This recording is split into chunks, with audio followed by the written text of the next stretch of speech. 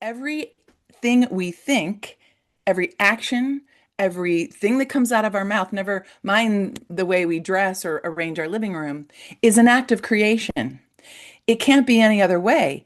We are creative creatures. And when we're little wobbly kids, we're not sitting around thinking, I don't have a voice, I'm not creative, I'm stuck, I'm this, I'm that. Instead, we embrace our creativity. And to me, the most important question we can ask in our lives, no matter what we do, what we love, how we are, how we show up, who shows up for us, is what can I create? And that doesn't mean a painting or a book or a song. It means anything. Welcome to Ira's Everything Bagel, where I sit down with fascinating people to explore their passions, pursuits, and points of view. So, what's it all about, Alfie? Well, if we're being honest, most of us don't know what it's all about. But my guest just might. Laura Munson, she's a best-selling author, founder of the acclaimed Haven Writing Retreats, and she joins me to talk about her new book, The Wild Why: Stories and Teachings to Uncover Your Wonder. And it's available everywhere books are sold. It's an invitation to rediscover something we all share but often overlook: wonder. As Laura explains, wonder is that mix of curiosity and awe even the most hardened cynic feels when a rainbow appears. And because it's universal, wonder has the power to connect us and deepen empathy. And you can learn more about Laura at Laura Munson. That's Munson, lauramunson.com. Follow her on Facebook, Instagram, LinkedIn, and X. And Laura, I'm sorry, with that big introduction, we're out of time. No, we're not. Welcome to the show. I knew I would love you, Ira. Thanks for having me. Absolutely. I won't ask you why the sky is blue, but I will challenge you on one thing in your book, what you talk about. You say everyone's creative, but I've met several people in my life, which is, I'm relatively young. I'm in my early 20s. But the point is, I've met a lot of people who don't appear to me to be creative. So how are you able to, and I'm delighted with the book, by the way, and I think people should read it, but how do you get to those people who I perceive as not necessarily being creative? And I can't explain why they're not creative. They just don't seem to have a thought or a wonder about them. This is my favorite subject. Thank you so much for going there straight out of the chute. So, here's the deal. I am not a wonderologist. I do not have letters after my name in the science of wonder.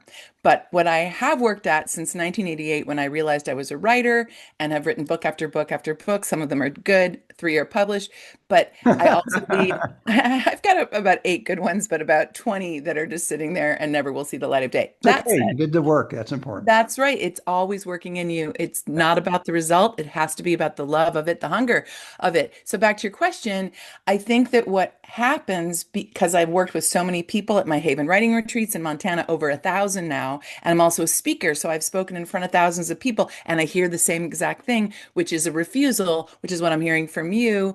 Uh, Not everybody's creative. And many people say, I'm not Well, hang creative. on, just wait. Let me challenge you. I didn't say I'm refusing to accept it. I'm just asking that question because I've bumped into people, I've met people, I've worked with people that are not, in my opinion, not creative. I'm not refusing your concept. I'm just No. asking you how I can make them creative. It's their refusal. I'm glad we got clear. Oh, okay. I It's their misunderstood. refusal. So the I think it's a myth. I'm not creative myth. I don't have a voice myth. I think that with traditional education, at least in the United States, when we're children, we get slotted. You're a brain, meaning you're academic. You're artsy, meaning you're creative. You're a jock, meaning you're Of course. athletic. Yeah. But that is a grand disservice because everything we think, every action, everything that comes out of our mouth, never mind the way we dress or arrange our living room, is an act of creation. It can't be any other way. We are creative creatures. And when we're little wobbly kids, we're not sitting around thinking, I don't have a voice, I'm not creative, I'm stuck, I'm this, I'm that.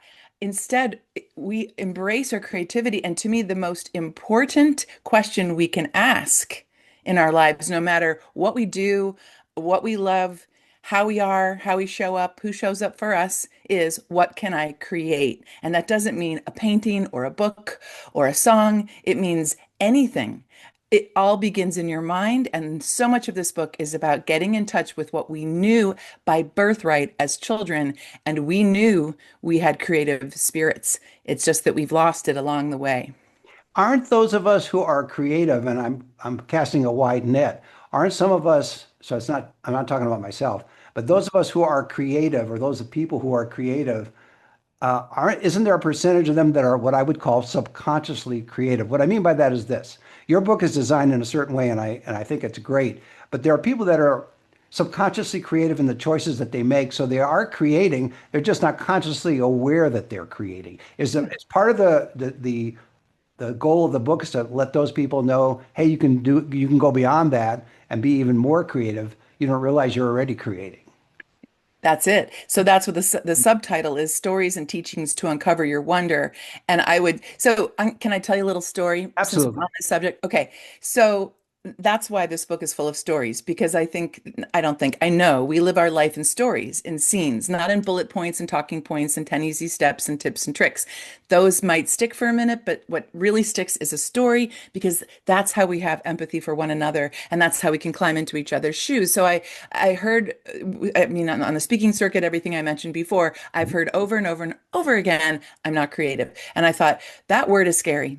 So let's change it. So I was walking around in Montana, where I've lived for 30 years. I'm originally from Chicago and I've lived in New York and all over the place, but I have chosen to be in the woods of Montana near Glacier National Park for 30 years. And as one does when one lives here, one wanders around in the woods.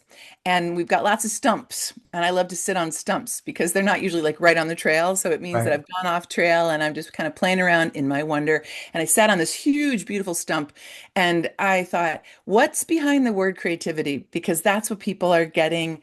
This is a bad pun, and I didn't mean to do it. Snagged on, a tree snag. Anyway, sorry. But Right. people I are like getting fun. snagged on this word creativity, this huge word and they probably have been all their lives. Maybe they had a teacher who, teacher, read my poem. Oh, I'm sorry, you're not a poet. You should go run around on the track field, or just one comment like that can last a lifetime and engrave itself in our psyche and our hearts and tell us all sorts of nonsense about the fact that we're not creative. So I thought, what's behind creativity? Let's decompose, let's like deconstruct Mhm. creativity. And I thought, well, I think it's wonder. And then I thought, well, wonder has me sitting on this stump. But that's a big word too, especially for people who haven't habituated ideas that are considered creative. So I thought, well, then what's underneath wonder? And that's when it occurred to me, curiosity, but more than curiosity, because curiosity can too easily lead to what the rainbow reference. Oh, look at the rainbow. What makes a rainbow, Google? And now you're looking at your phone and not looking at the rainbow, which is only like a 4-minute phenomena or less. So I thought, well, creativity, but what about awe? And that's where it landed for me, that I think our civilization, at least in this culture, is very heavy on curiosity, but it stops there. And we need to bring it into our awe, our not knowing, our beholding. That's where I have found almost everything that matters to me, but you have to make room for it. And this book makes a case for this and then how to make room for it. That almost sounds like a spiritual component too, the awe. In other words, Well, it's you're looking at the wider world, whether if it's nature, the stump, as you said out there, or the ticks that bite you or get into your skin, and get in your skin. I mean, that's part of nature too. So you have the negative part, right? Or curiosity killed the cat. So you have that side of the equation as well. I also believe we are nature. I don't believe that even if we're in a Midtown Manhattan we are still nature. I don't believe that we go out in nature. So you're right. It's the Oh, tick, good. it's the Yeah. mosquito. I just learned recently through wonder, I suppose, that mosquitoes are pollinators. So every time I kill Oh. a mosquito, I'm killing a potential pollination. So it presents a conundrum, doesn't it, Ira? Yeah, no, it does. Now, do you have to eat Wonder Bread in order to have wonder? Ha ha, says Yeah, man in front of Bagel. yes, true. I think you could be curious about it. I It's think about white bread and the non-nutritional aspects of it. Yes, I I get that. just think it's more interesting to live in the wonder than trying to find the answers. The poet Maria Reiner Rilke, who I love, he wrote a beautiful book called Letters to a Young Poet. If you haven't read it or read it recently, get your hands on it. It's just a thin little book. It's advice from this wise man to a young poet. And in it, he says, love the questions themselves. Love the questions themselves. And that's really what I'm after in this book. I'm trying to get us back to this sandbox, Ira. I When we were understand. little wobbly kids, Yes. you remember it was just like you didn't care if we, what gender or where you're from or who your mom is. It was just like, you want to play? You want to play? And before all the greed sets in that society teaches us, oh, your bucket is better than my bucket or my shovel's better than yours. It was just like, let's play. Let's build whatever we build and then let's connect it. Like, remember, like moats, like, let's so our dragons can be friends and maybe it'll hold water. And then that lives in us until it doesn't. And what I've learned in leading writing retreats and doing workshops and just being a human being on this planet is that in this worried world, and it is very worried, no matter what we believe spiritually, politically, etc., we can all agree it's a worried world, I think. And after going across the country, this country for 6 solid weeks, and then I went out again this summer. People just were like, people were crying during these readings and coming up to me and saying, I had a 90-year-old woman who came up and said, I've been so depressed for so long, but I'm so sick of being called depressed. She Mhm. said, when you were talking, I could flip it into, I've lost my wonder and I want it back. And that's the hunger with which I hope people will read my book. When you There were are no writing the, answers, there's no 10 easy steps. no, I like that. That's what I like about the book. When you were writing it, were you full of wonder the whole time, or were there parts where, as any writer knows, writing a book, it can become a grind? But were you able to maintain your sense of wonder and awe while you were writing it? What an excellent question. Any writer who would say, no, I never once had one moment of self-doubt or resentment toward the fact that, the publishing world might not understand my book is lying or they're delusional. Let's hope for the delusion and not the lie. I Part of my job is to help people find the hunger behind their writing because I can help them develop a book as a developmental editor. I've been doing it for years. I've helped publish, I mean, not publish, but lots of writers write books that have become published. That said, what I teach the most is that you're not going to show up for it unless you're hungry for it with a childlike spirit, even if you're writing about really difficult stuff. And only you can control that. You've got to control showing up, but that's good news because that is the one thing you can control. You cannot control getting published. You cannot control what the critics have to say or what the readers feel when they read the book and what they have to say as a result. All you can control is doing the work. And to me, that's good news. So I remind myself now, having been a New York Times and an international and USA Today bestselling author of two other books, I know what it is to have critics.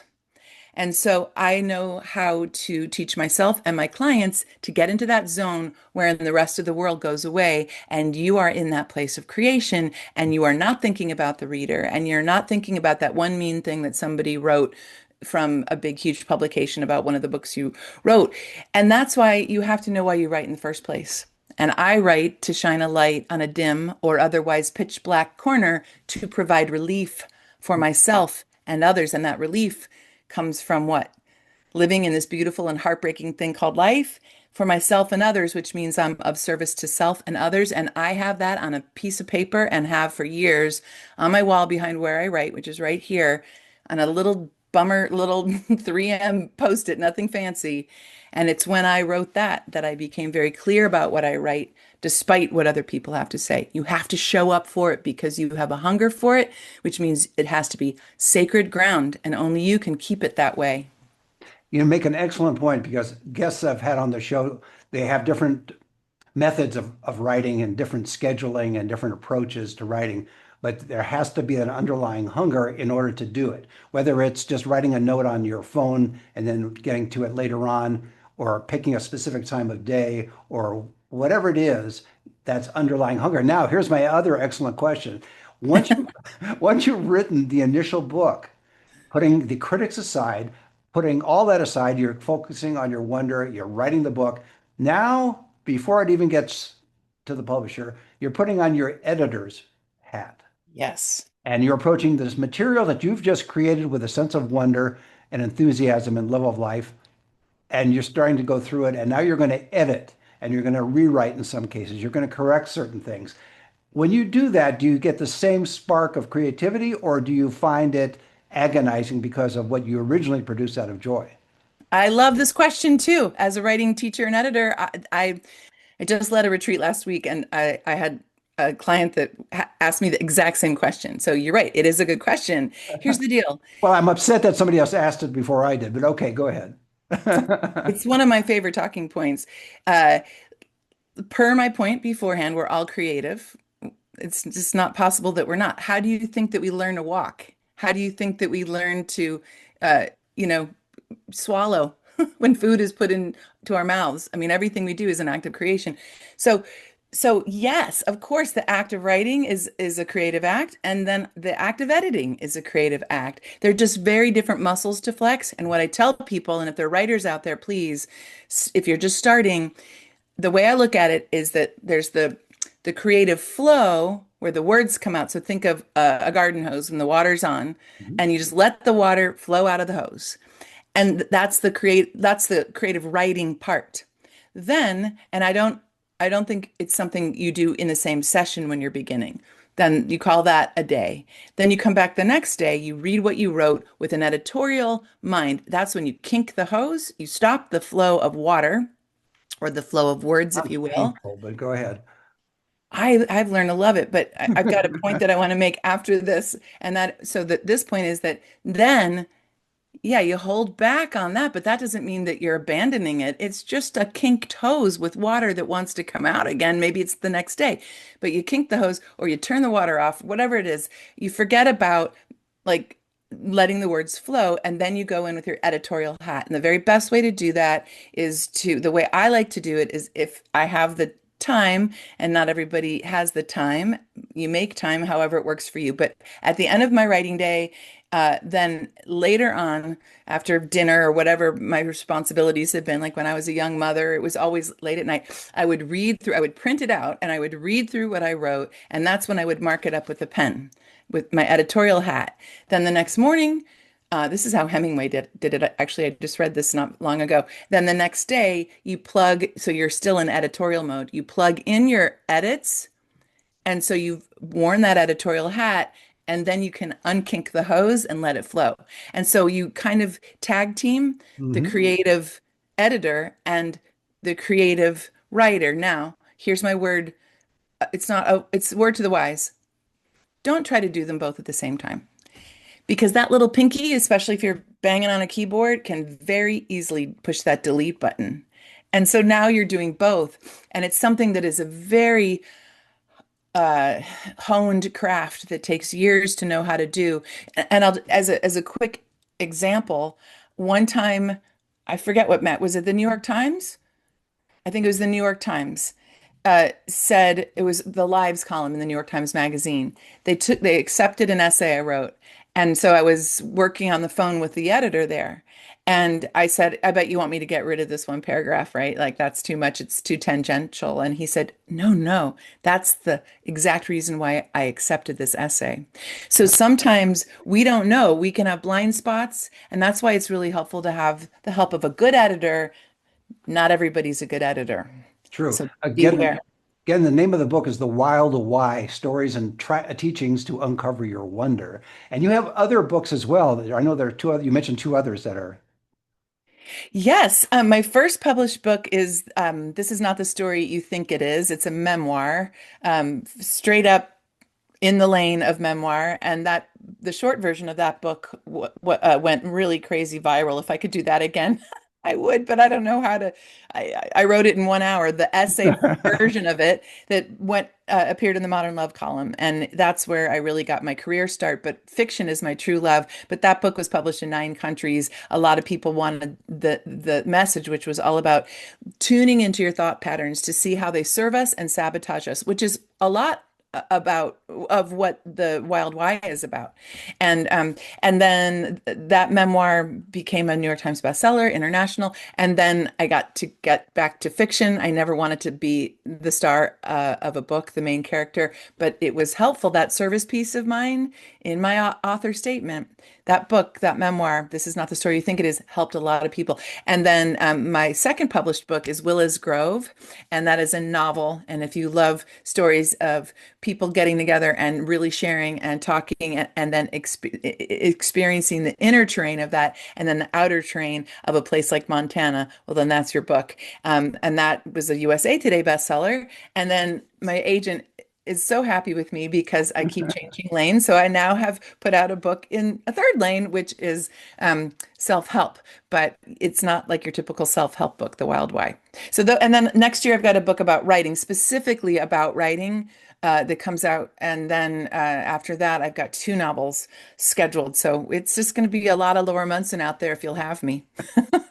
And in addition to all of that, you also have the retreat. So how is it? Are you that disciplined, or am I just that undisciplined that I can't seem to get 2% of what you're putting out creatively? Uh, yeah, I don't recommend that you take on three full-time jobs. I don't know of an author, and even best-selling authors, that don't have some sort of side job. I'm really lucky to love mine.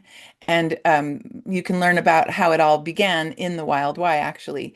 It came out of post-divorce reinvention. So there's this beautiful element of reinvention in the book that is all about curiosity and all about awe, all about wonder, and putting your creative juices and prowess to task and to invite yourself into what's possible. What can I create, instead of thinking, oh, I'm going to lose everything. And like, you see, my body language is sort of withers, but it's like, okay, life just changed. Big plot twist. What can I create? And so I put on Facebook one day, and this was in 2012. Hey, anybody want to come on a writing retreat with me in Montana? Because mind you, just because you're a best-selling author doesn't mean that you're rolling in the dough. That, like, under like 5% of the author, and like unless it's a household name, like a big one, very few writers are actually making money off of book sales. The money that you get if you're traditionally published is in the advance. And that's another story for another day. And it's a depressing one, the world of publishing. But there's light. And so in 2 hours, 24 people signed up for this retreat that I'd never led, never designed, and didn't have a price point for nor a place to hold it. And I named it Haven Writing Retreats. And so when the doors open, people walk through them. When the door that you want to open and you're bashing your forehead, your face, your whole body bloody up against it, open door. If it just doesn't open, why not? Why not think about the world of possibility and look over your shoulder, and maybe there's a beautiful open door with, mountain bluebirds and a beautiful meadow with wildflowers. No, no, must open up the door that won't open. That does not serve you. And so suddenly just notice the plot twists in your life, notice the invitations, have the courage to be playful with them, even if it's really difficult stuff. No matter what's going on in your life, you can always find some playfulness, and that's something that I'm a big advocate for. So that's how I started Haven Writing Retreats. I've now worked with over 1,000 people from all over the world. I have a foundation, which is a 501(c)(3) that allows me to give partial scholarships to those who are a perfect match for Haven and vice versa, who Mhm. could never afford it otherwise because it's expensive. It's an investment. It's probably the top writing retreat in the US, and has been for a long time, because it's rare to find somebody who leads a retreat who's also a best-selling author, understands the way it works to be a writer, and then if you want to move into the publishing aspect of it, understands that, and then also can be your editor and then create community, because even though writing is done in solitude, it is born of living on this beautiful and heartbreaking planet And with other people. with other people. The community piece is huge. And writers are often, people who are drawn to writing are often highly sensitive, full of empathy, and don't know how to manage it. And that's one of my main, like, I can teach you how to turn a phrase or twist a plot. But if you don't have your finger on the pulse of what you really have to say and what's behind it, it'll never build the bridge to the reader because we have to use the writing to build the bridge to ourselves. And that's where we start to eradicate the tortured artist paradigm, because that's when we start to understand how important it is to be self-empathetic and to have filters and rules. Like I call it the inner colander. Like in Montana, I can have like no colander at all, or like the holes in it can be like huge. But when I go to New York City and I'm going to be there in a couple of weeks doing some book stuff, I always just think of the colanders like dialing in the holes kind of small, because that's the tortured artist paradigm. People are so sensitive and full of empathy. What makes you tick? That they forego their own well-being and they take on too much and then they don't know what to do with it. I'm I trying think, to change that. yeah, I think that's an excellent point that there are so many. I'd like to meet more untortured artists. I think that would be very helpful. And where do you get your energy from? I just, I'm 59 last week, and I just have always had a tremendous amount of energy. I don't know where it comes from, because a lot of my life is pretty sedentary. Don't tell anybody, Ira. I'm not But saying no, anything. don't tell anybody. I And I listen. never, I never write in my book. I mean, sorry, I never write my books in my bed either. Never. My commute has never been that I wake up, yawn, reach under my bed for my laptop, bring it up as like a little exercise to see if I can use my core strength, open it up, grab a pillow, the flat one, that's my desk, and then start working. I've never done that before in my life. Listen, don't do that. It's so bad for your back. You got to move your body around. In my book about writing, I say writing isn't just writing, it's living in a way that helps us find what we have to say.